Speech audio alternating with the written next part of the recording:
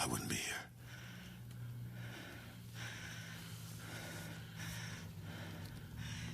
Guess that makes two of us.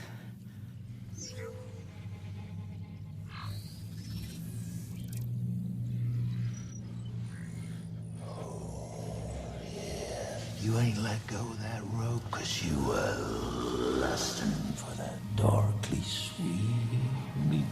I talk it all now.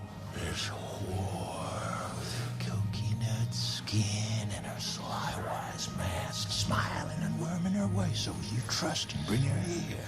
Skevin and Sivin, for what? For what, fool? They want the island. Prescience want it all. You Judas and your kin for a piece of ass. She ain't your tribe. She ain't even your color. This Jezebel ignores your yarns and ways, spitting and spouting her woesome lies, and you lap it up like a dog in heat. Bitter truth, ain't it? Then do something to stop her. Take your spiker and sleep it out. Protect your tribe, protect your sis. Little cat can't kill her now, for it's too late. It is time for our experiment to move into a final phase. We no longer need the other subjects. The time for study is over. It is time to be one with John Murdoch.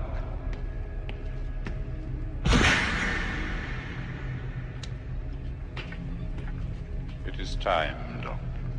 Imprint. Shut it down! Shut it down forever!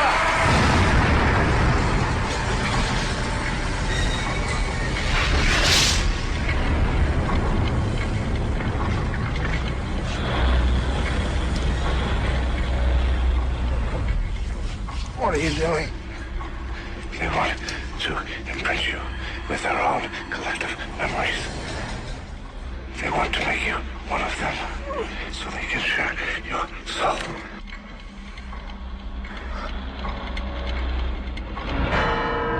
Imprint, Doctor. No more disobedience. I'm sorry, John. Pain will only last a moment.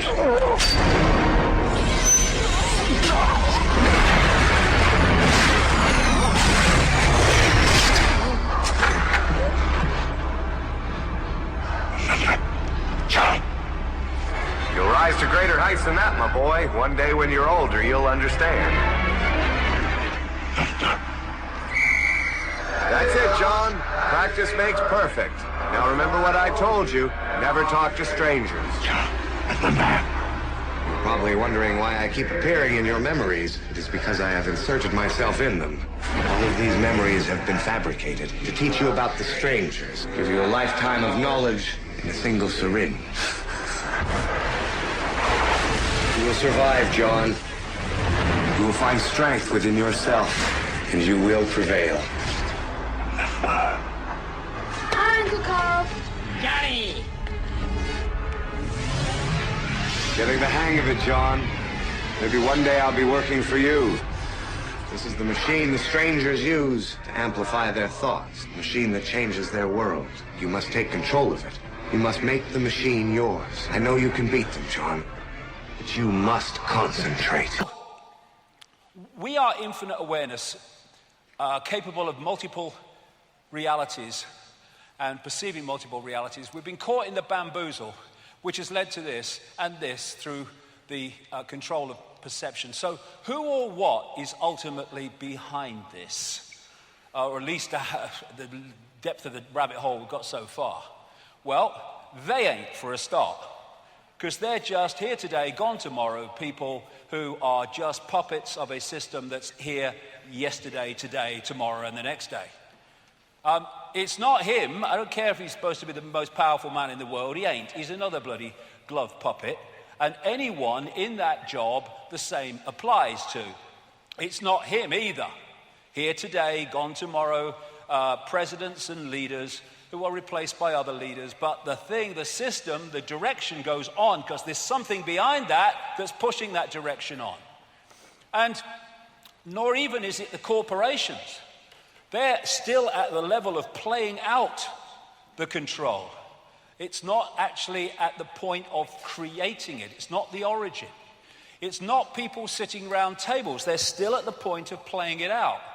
You can go into the shadows and you can get closer to where it's coming from, but you're still at the play out level.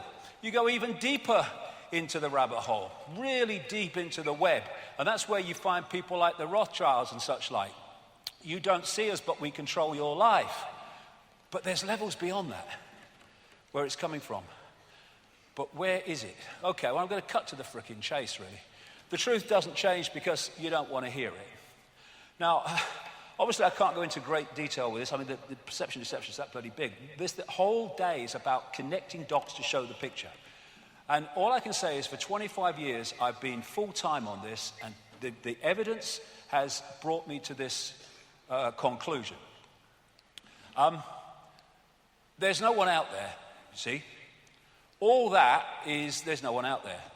And when you think that what we're seeing is only what is within a narrow band of visible light, and then you think what possibilities lie beyond that in the great infinite forever, the idea that we are alone is absolutely beyond ludicrous. And the fact that you can be seen as crazy for believing that shows how inverted the system is. This reality, this infinity, is teeming with different expressions of life.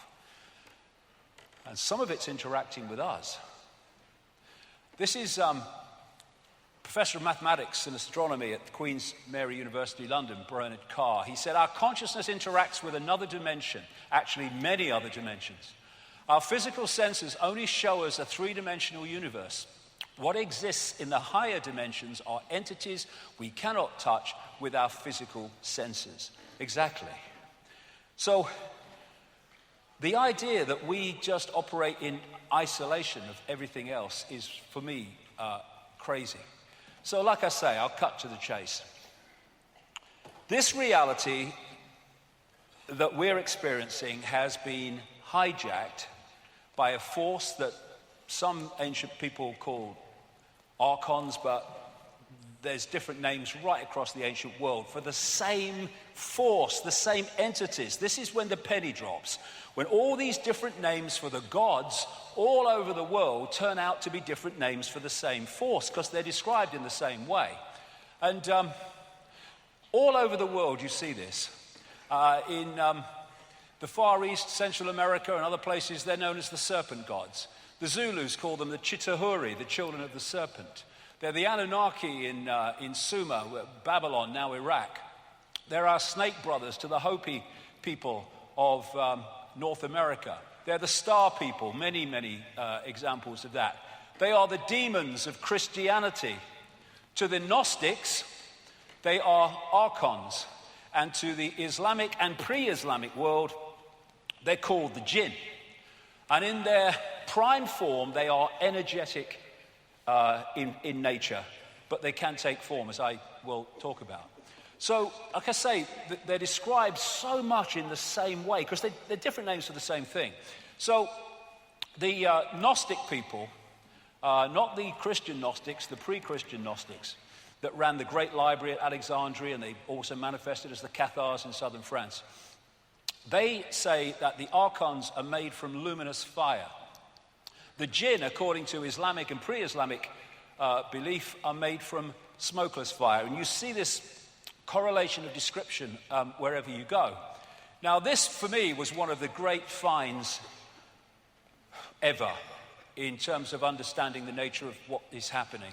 At Nag Hammadi in Egypt, about 77 miles north of Luxor on the Nile, in 1945, a sealed jar was found with loads and loads of documents in it, leather-bound. And they told the beliefs and the perceptions of this people called the Gnostics. Perception deception. Everything and every perception is a point of observation. It is a point of observation from a certain perception of reality and a certain perception of possibility. Therefore, from mainstream science's perception of possibility, basically, although they know and have to, unfortunately, and it's their worst nightmare, but they have to acknowledge that quantum physics and such like exists, but then they just, as we say in Britain, cock a deafen and ignore the fact that it does exist when they carry on with their particular discipline. So we have a situation where they are, from their point of perception, looking at the world from the point of view that basically the world is solid, that everything's apart from everything else, that what you see is what you get, and all the rest of it. Yeah. And from that point of view, that is their version of reason, logic, sanity, normal, and rational, the perception deception, because that's what it is. The perception deception, because that's what it is.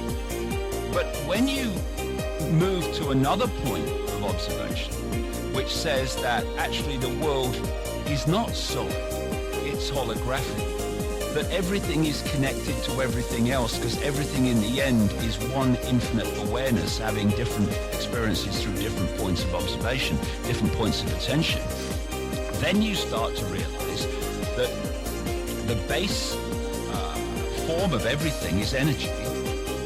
In our reality, it's waveform information. And what we are seeing as the so-called physical world is merely a holographic projection of that information. Now, from that point of view, the reason, logic, and normal perception of everything that comes from the mainstream science point of attention, observation, and awareness is anything but reasonable, anything but logical. If you can impose and make your norms the prime arbiter of truth, no truth, possibility, or no possibility, then you can entrap the minds and perceptions of billions of people. It's all coming from the program. And when people say they wake up, well, I woke up. Well, they did. They woke up from the trance, which is the software program. And what do they say then? They say, why didn't I see it before? Because it's so obvious when you go beyond the program. But the program is, when you're in the program's telling you what to see and what not to see. And it doesn't want you to see that it's a program. Sure. So round and round the garden we go. Yeah. And the only way of escaping the program, in my view, is to move from mind into consciousness. And these are words, and we use them for different definitions of what we mean. What I call mind is that which is dominated in its perception of reality by the five senses. And that I call mind. And then consciousness is that which is beyond that. It's all the same thing in the end, but consciousness has a different point of attention within infinite awareness to mind, whose point of attention is dominated by the five senses. And the idea, if you get to the bottom line of this whole conspiracy, and I called the new book The Perception Deception, because that's what it is. The Perception Deception. The Perception Deception. The Perception Deception, because that's what it is.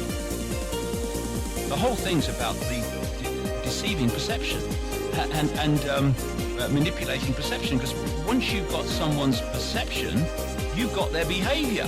Yeah. You've got their responses. You've got their emotional responses. You've got their mental responses. This is what it's all about. And if you are dominated by the five senses, and if you look at this society, everything is watch this, touch this, feel this, listen to this. It's all enticing the five senses in. The idea, the whole foundation of this whole global conspiracy is to pull our point of attention into the five senses. Because once you do that, and it dominates your reality to the point where you can't hear or be influenced by your greater consciousness, then you're not going to have that beyond this world filter of information and experience to give yourself a bigger picture fix on what's happening and why. You're dominated in your perception by what the five senses are decoding, and therefore, once the system has disconnected from an influence of the greater consciousness and isolated their point of attention in mind-body, the perception deception.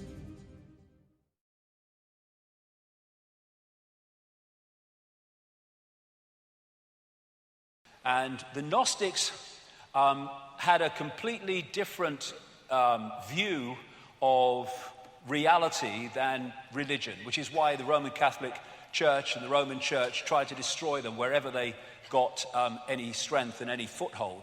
They ran the great library at Alexandria, which had something like 500,000 scrolls detailing the beliefs of the ancient world and the history of the ancient world, destroyed by the Roman Church.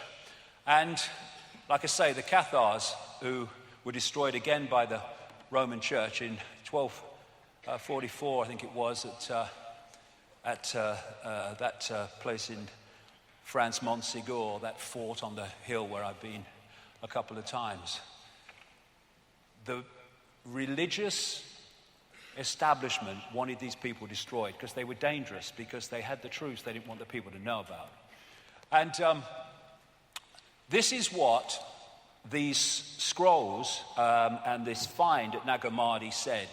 1/5 of the texts, and there were lots of them, were about a force they called the Archons, which they say created our physical universe, and they equated them with the Judeo-Christian Yahweh Jehovah God.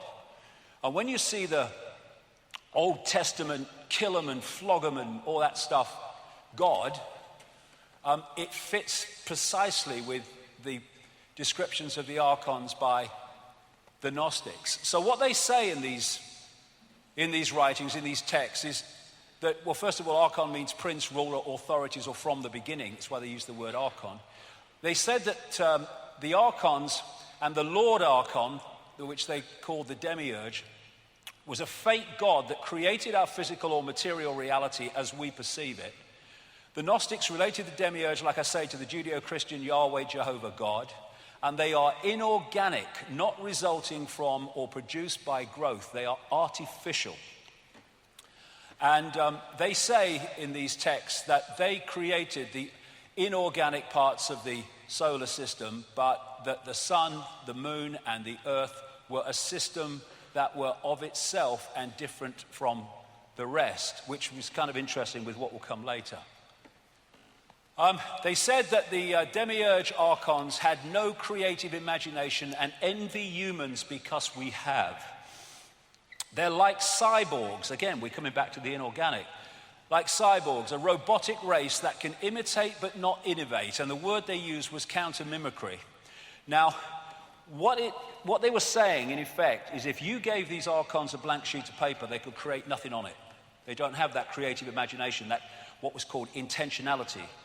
But you give them something with a piece of paper with something on it, and they can twist it and manipulate it once it exists. And they used the term fantasia, because these entities, they said, just as the Islamic people say about the jinn, have the ability to create virtual reality illusions. They're mind parasites. They possess humanity and manipulate the way they perceive everything. And they say the word you could use more than any about the Archons was deception. They are deceivers. And what they create is an inversion of the natural order, which will become so crystal clear as we go along. Why? Interesting, like we see these different names, and actually for the same thing. The classic Satan is called the deceiver and the demon of demons, as this demiurge is called the Archon of Archons, the Lord Archon. Now, as I've kind of studied this and put it together, it seems to me that what we're looking at is what I would call a self-aware distortion, and it's self-aware inversion. Now, this is why the first 2 hours of today was so important. Everything is conscious. Even a distortion is conscious. Even an inversion is conscious, but it's conscious in a way that reflects the inversion and the distortion. And if you look at what we call evil, it is live written backwards.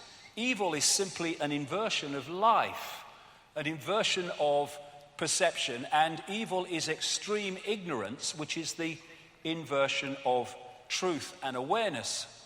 And because this force, this archontic force, shall I call it, is an inversion of life, that's why it and anything attached to it is obsessed with death, which is an inversion of life.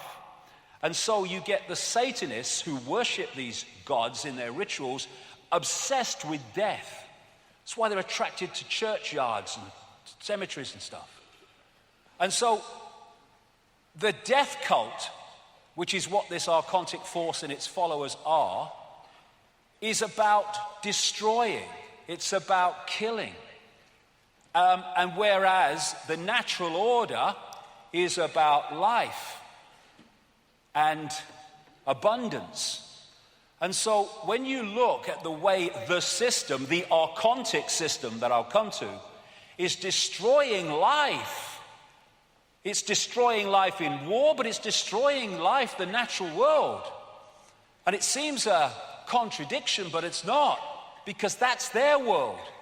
The Archon world, described by the Gnostics, is one of death, one of no creative imagination.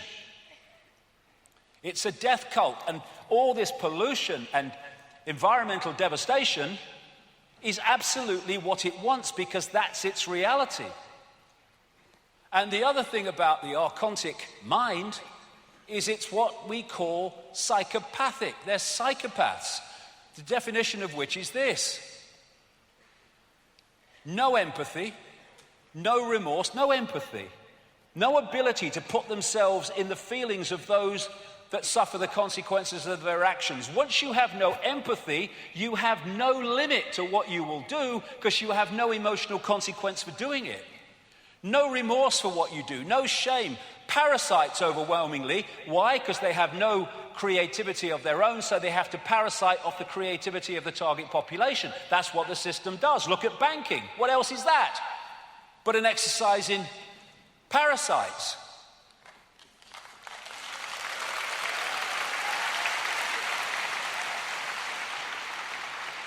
And these people, which manifest as many world leaders and all the rest of it I'll come to, are pathological liars. What is a pathological liar? An inversion of truth, inversion. And they'll do whatever it takes to get their end goal. Other thing, the Gnostics used in these texts the word hal, meaning simulation. They talked about the fact that these archons could create what we would call virtual realities through controlling perception.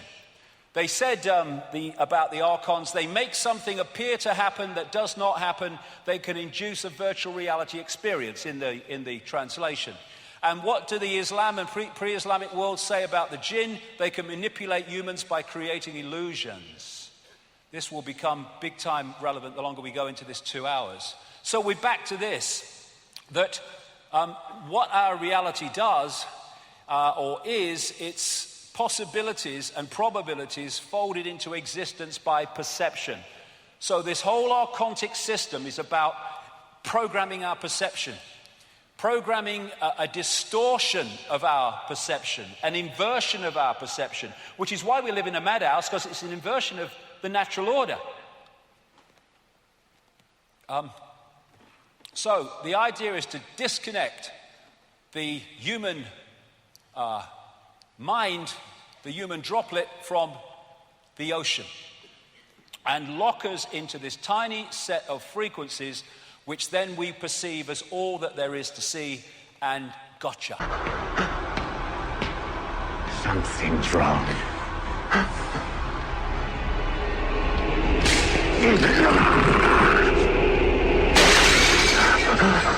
There is no time for romance, John. The world can be what you make it. What have you done? You have the power to make anything happen, but you must act now.